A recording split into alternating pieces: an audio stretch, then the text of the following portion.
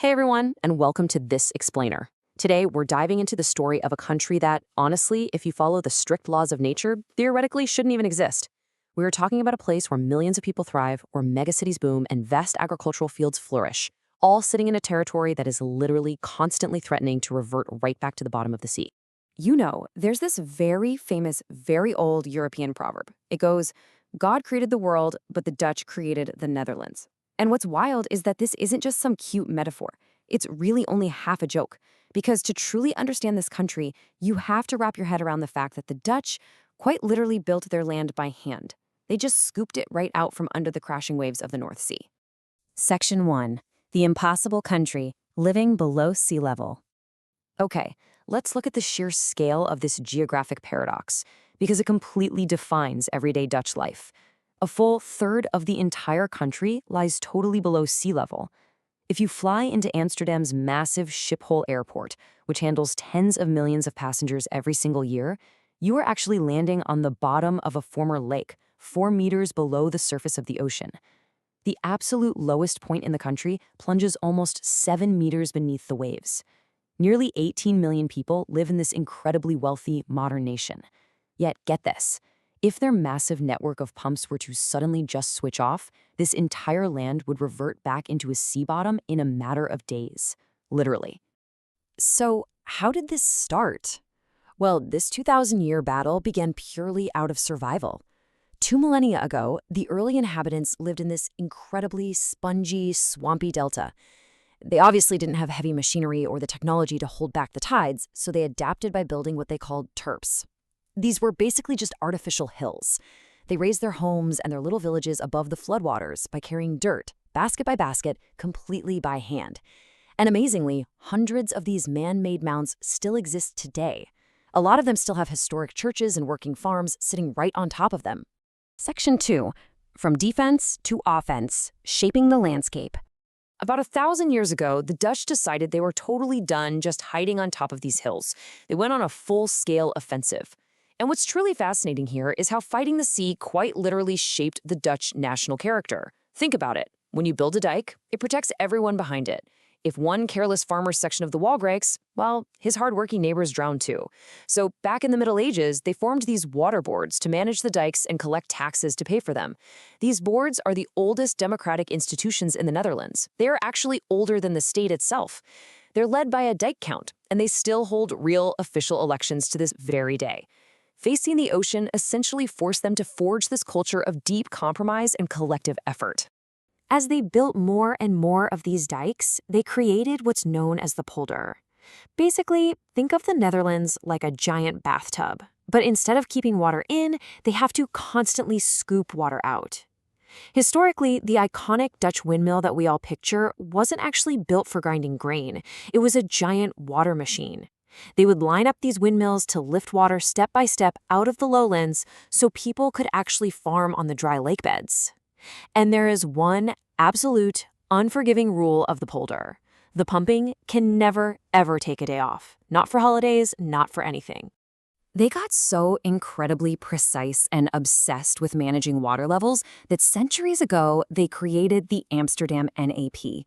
This became the standard zero mark of the average water level in Amsterdam, and it was so insanely accurate and so useful that a huge chunk of the European continent eventually just adopted it as their own geographical coordinate system for measuring elevation. Section 3. Tragedy and the Delta Plan, a devastating reality. Despite all of this brilliant cutting-edge engineering, the sea never forgot who was really in charge. And this brings us to a much darker, really pivotal moment in their history. On the night of February 1st, 1953, a total nightmare scenario unfolded. A massive storm combined with a high spring tide, and it pushed the sea levels meters above normal. The old dikes, which were pretty weakened by years of underfunding in the aftermath of World War II, simply collapsed in the dark. Frigid water violently swallowed sleeping villages. Telephone lines were totally cut off, leaving all these communities fighting this disaster in complete isolation. By the time the skies finally cleared, over 1,800 people had tragically lost their lives. Now, you might have heard that famous story about the little Dutch boy plugging a leaky dike with his finger to save his town, right? Well, actually, scratch that. That's just an American myth invented by a 19th century novelist. It's physically impossible anyway. A high pressure leak would wash your finger right out. But during the 1953 flood, a very real hero did step up. When a massive breach threatened to completely flood the most heavily populated heart of the country, a local mayor convinced a skipper to sacrifice his own boat. The captain literally steered his barge directly into the roaring gap in the dike, plugging it just long enough for people to reinforce it with sandbags. That split-second decision absolutely saved millions of lives.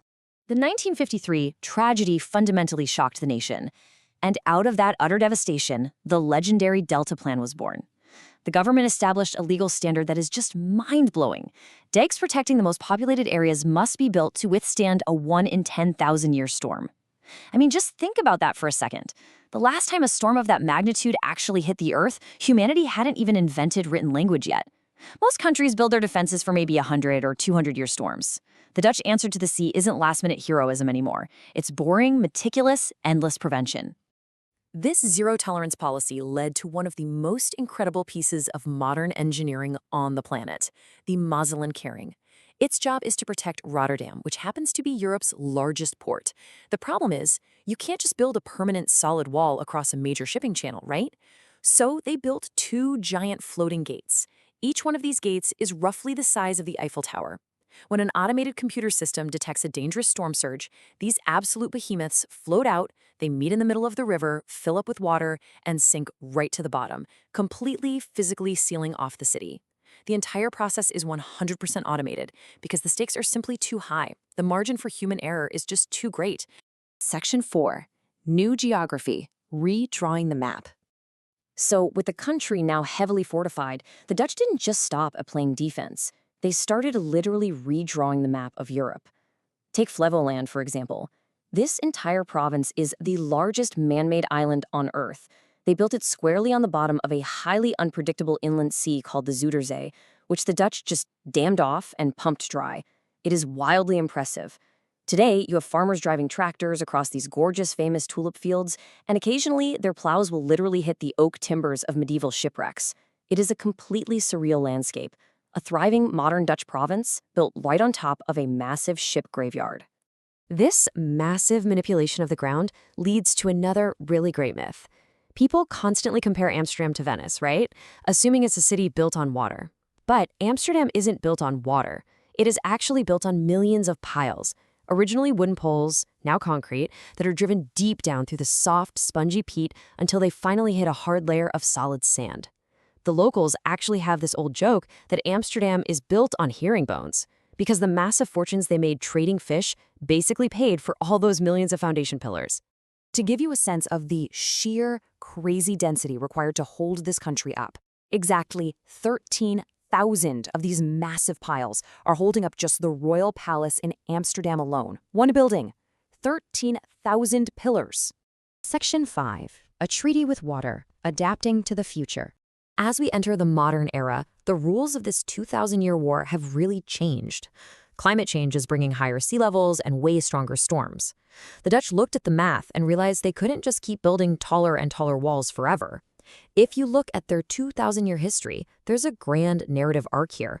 First century, just trying to survive on dirt hills. Middle Ages, organizing with waterboards. Then going on the offensive with windmills. And then building those impenetrable fortress defenses after 1953.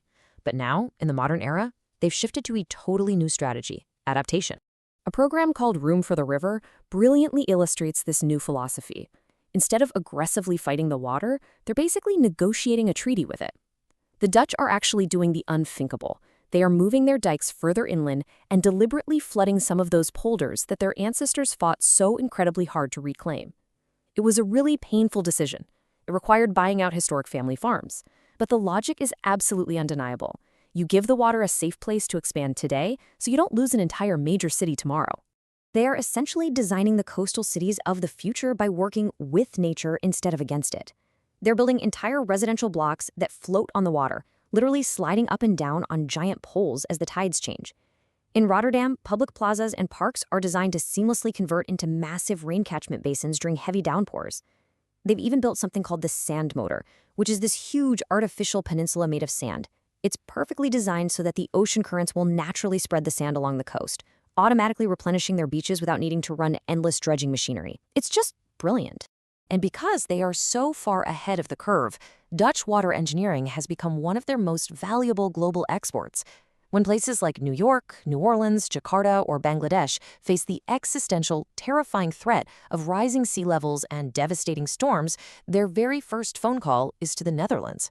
The hard-earned wisdom gained from 10 centuries of battling the sea is now helping protect vulnerable coastlines all over the globe. Ultimately, the entire existence of this incredible nation can really be summed up by one perfect metaphor. The Netherlands is like a bicycle. It only stays upright, moving forward, and existing as long as humanity keeps pedaling the pumps. If that massive, invisible system of infrastructure ever stops, the map of the country literally rolls back 1,000 years. The sheer scale of human resilience here is absolutely mesmerizing. But as the oceans continue to rise and our global climate grows more unpredictable, it leaves us with one incredibly vital, thought-provoking question, not just for the Dutch, but for coastal cities everywhere. Can humanity keep pedaling forever?